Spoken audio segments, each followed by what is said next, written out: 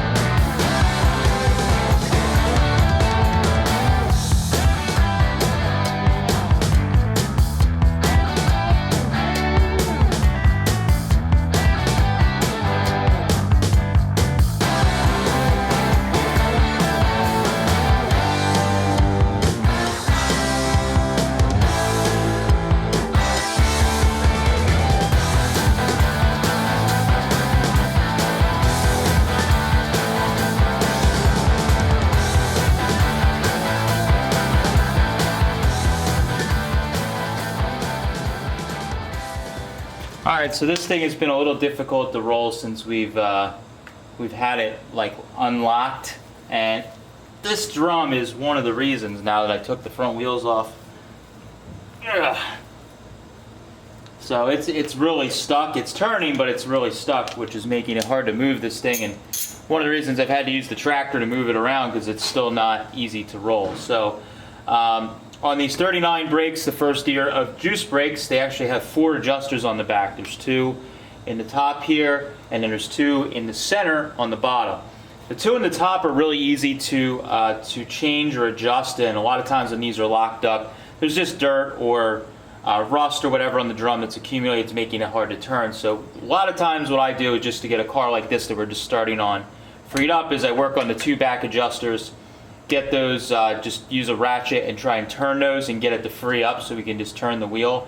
and just make our lives a little easier. We'll work on redoing all these brakes later on once we have everything apart, but for right now I'm just trying to get this thing to roll, get the tires to hold air, just a simple basic small wins is what we're looking for here. So I'm going to try and get this freed up, and then we can start taking off all the bolts on the inside of the inner fenders. I may try and take the whole front end off in one shot. I'm not sure yet. Definitely I need a second set of hands to do that, so we will see if I get some reinforcements tonight. But if so, I'd like to get all these bolts out of the inner fenders. We got the bumper off, and once we get all these bolts off, then we should be able to take the fenders and the grill all off in one shot. It'll just make it easier to get it off in one piece, and then we can mess with it a little later. But we'll get this freed up, get those bolts out, and then hopefully get the front end off without too much fighting, but we'll see.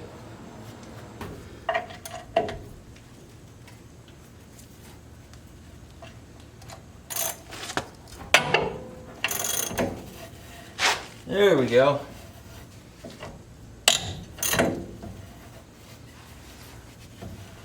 A little better.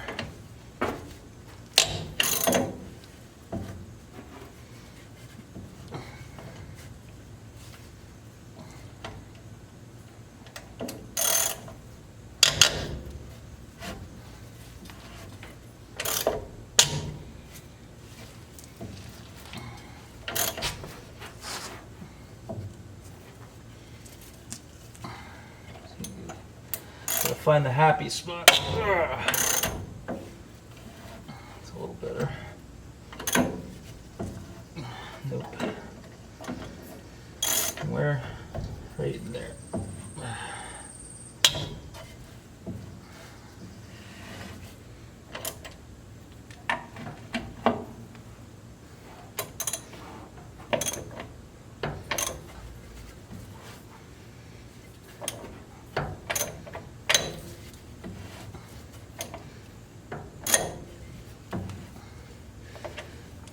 Do those bottoms.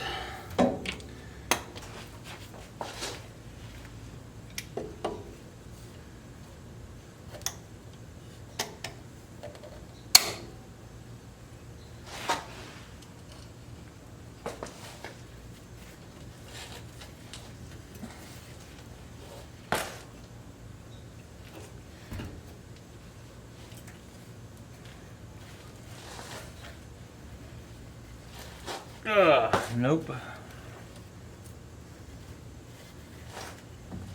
There we go. Ah, yes. Thank goodness.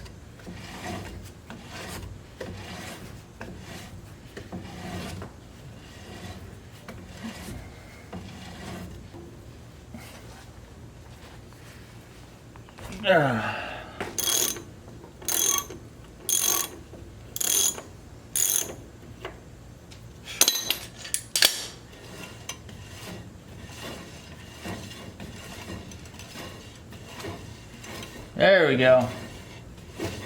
Yes. Freedom. Ugh.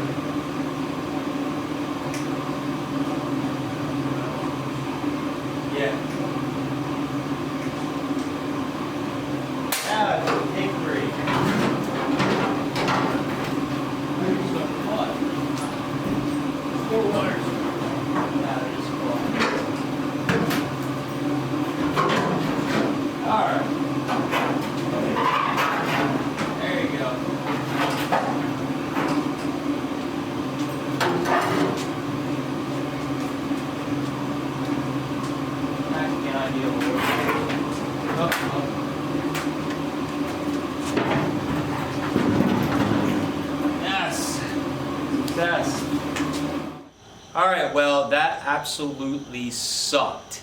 Horrible. That was, I completely, even with me being a realist about how these bolts can be difficult to come off, I could not prepare myself for how much this sucked to get all the bolts out of the fenders. Number one was the captive bolts that go through the fenders and into the cowl. Every single one of them spun in the captive cage and was a mess. We had to clamp vice grips on, and until I had some help, I had to keep clamping the vice grips, trying to turn the bolt, and then when they would pop off, I would, reconnect it. It was a mess. The other side went a lot quicker because Rob stopped by and he gave me a hand. I'm lucky enough to have a lot of friends that just stop by to hang out for a little bit here and there, and getting their help, even for an hour, is like a huge help. So once Rob got here, things sped up a little bit, cut a couple bolts, broke a couple bolts, got everything off, and most importantly, the whole front end came off in one piece. And I'm pretty happy with how solid the frame is up here. It's just surface rust really, and I don't see any major rot or anything, which is really nice. So now that we got the front end off of the car, I got the drums freed up in the front, so the car should roll a little better. I should be able to next start bracing the body on the inside in preparation for pulling the body, and then we just have to disconnect, all the bolts, hardware, the steering column from the dash, etc., all that fun stuff. But the main thing is we just have to brace the body so that we can take it off of the frame, and then of course start cutting all the cancer out of the body, which should be a nice step on the car. So now that we have this done, I am going to call it a night. It's been a long night, and I am definitely over messing with rusty hardware for at least one night. Maybe we'll mess with it tomorrow. Thank you guys for following along. As always, we do videos on Tuesdays, Fridays, and Sundays. Definitely hit the subscribe button if you haven't. If you like the videos and you think you know somebody that would enjoy watching these videos and the process for saving and rebuilding old cars, definitely share it with a friend. That's all we ever ask, so that we can spread the love that is the Old Cars and IronTrap Garage. Thanks guys, catch you later.